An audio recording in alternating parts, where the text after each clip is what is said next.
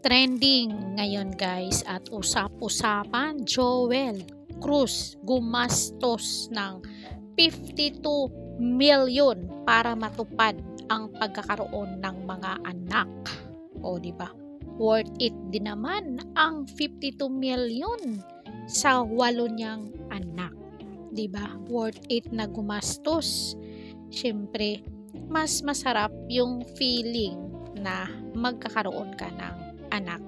So, binahagi ng King of Sense na si Joel Cruz na pinapangarap niya noon pa na magkaroon ng mga anak, ngunit ayaw niya ring magkaroon ng asawang babae. Kaya't gumawa siya ng paraan upang matupad ito sa pamamagitan ng surrogacy. Initially, you have to pay 6 million pesos. Yun yung pag-accept ng program. So, kung may pera ka, why not? Kung nandyan na sa'yo lahat, why not? Diba? So, itong si Joel, aminado naman siya na ayaw niya ng babae kasi LGBTQ member itong si Joel. So, choice niya yon na magkaroon ng 8 anak. Deserve niya din yan kasi yun yung gusto niya, yun yung sa puso niya na magkaroon siya ng kanyang anak sa pamamagitan ng surrogacy. O, di ba?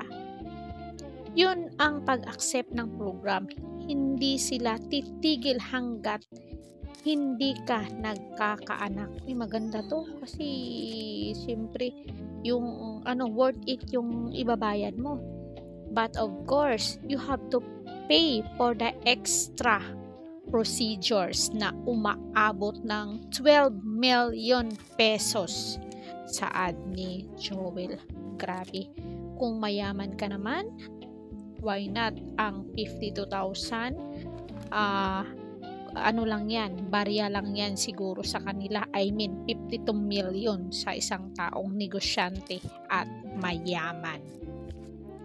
So, anong sa inyo dito, mga marites? Diba worth it naman na ang 52 million kung ayaw nyo mag-asawa tapos marami kayong pera, so magpasurogasi na rin kayo.